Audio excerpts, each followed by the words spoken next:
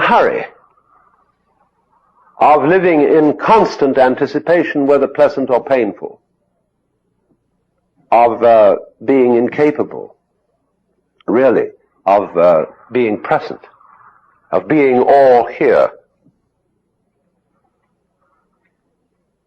So we think, when we consider the possibility of a non-historical civilization, that it would be exceedingly boring. No progress.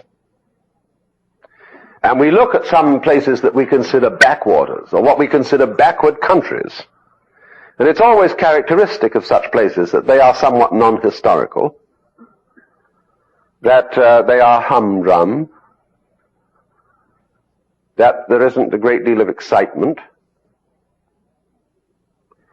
And as you read the chronicles of certain cultures of the past, you're amazed to see that they have no sense of history at all. This is particularly true of ancient India.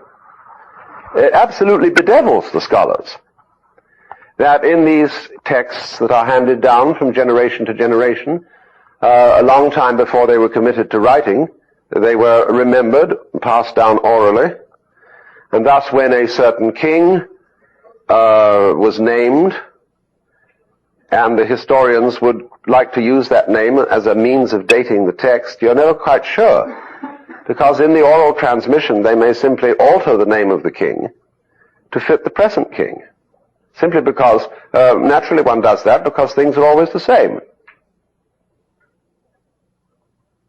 And so the king who is king today is really holding the same office, and in that sense is the same person, mask, as a king who lived long ago.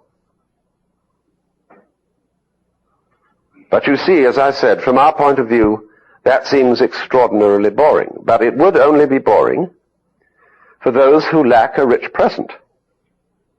Obviously, if you don't know how to be completely alive here and now, that kind of thing would be just devastatingly monotonous. But apparently, you see, for the bees and the ants, it isn't something awful, because they go on living rather successfully.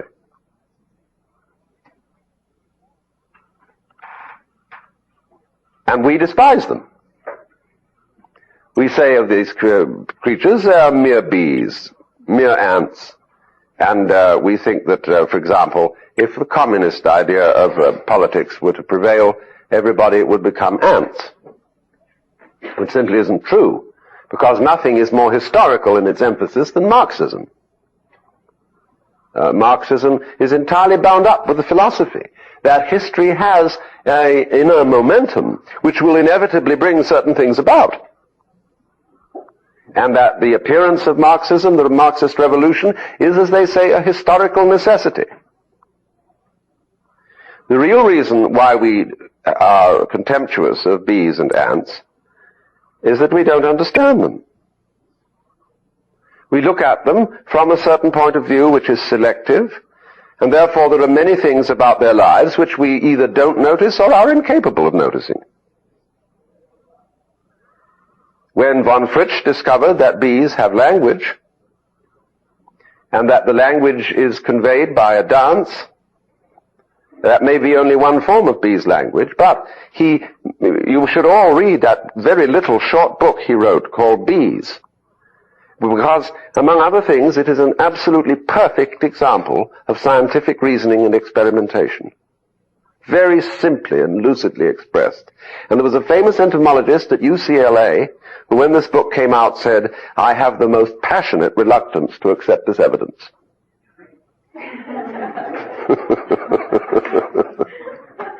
You see, it was something that exploded the myth that bees were mere insects. Be warned that there are insects that are resistant to radioactivity.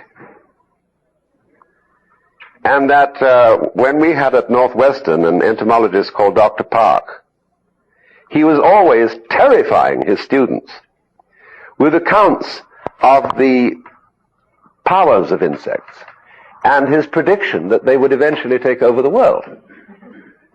And you see, insects in a way give us the horrors.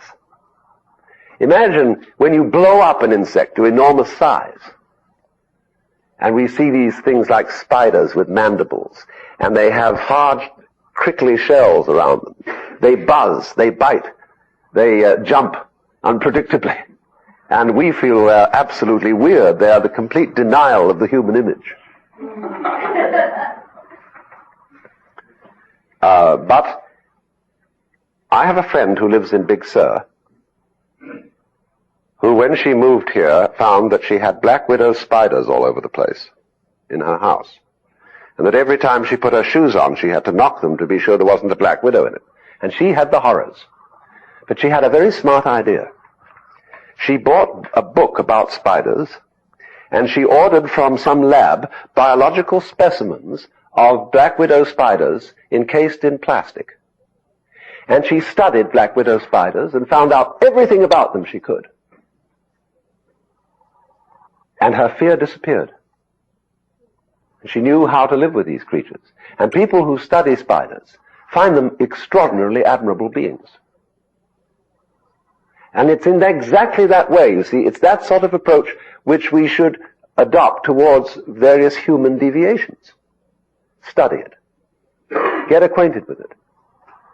I had a letter from a woman down in Santa Barbara who lives near an airport. And she said she simply cannot stand the constant interference of airplanes. Innumerable little buzzy private planes that go over her house and keep her in a frazzle all the time.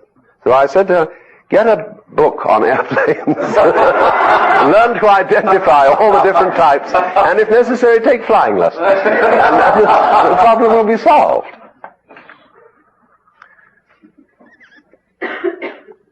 Another way of getting friendly with insects, I've practiced this for quite a number of years, is to make friends with moths. It's quite easy. And the moth is a very cuddly insect. It doesn't bite. It's only the caterpillar form of the moth that sometimes destroys things. A moth can be coaxed to land on your hand and stay there for quite a while. You just get the hand out to it, say, here, kitty, kitty, kitty, kitty, kitty, don't be frightened, and it'll come and sit on your hand. And they make rather good pets. I suggest also, if you've never read it, that you get hold of a book, a very strange book called Kinship with All Life. A little book written by a man down in Southern California. I forget his name. J. Allen Boone. And it has an astonishing story in it, among others, of his friendship with a fly, which he called Freddy. And to everybody's amazement, this fly would come whenever he called it. And you know, it wasn't that the house was full of flies, just this particular fly around. There are great possibilities along these lines. And in dealing with creatures, don't be afraid of anthropomorphism, or the pathetic fallacy.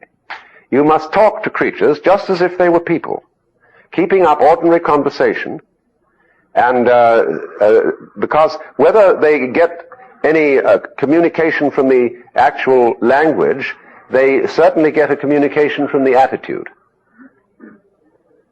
So experiment with that. Also, there's a woman on television now who is giving a wonderful series on gardening. She's an English woman, and she quite shamelessly speaks to the plants.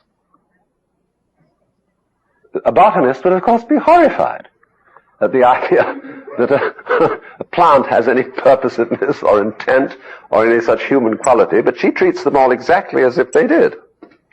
And this enables her to be an absolute genius. So let's not be unaware of the fact that what we call the scientific attitude, which in a way depersonalizes everything, including people, may be just a passing phase of mythology. Entertain that possibility. Don't be closed to it. Because my theory is, and this is again a little bit jocular, that every living creature thinks it's human.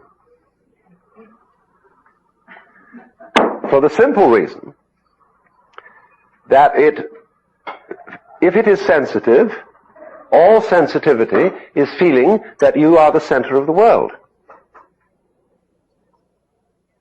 And God is defined as that circle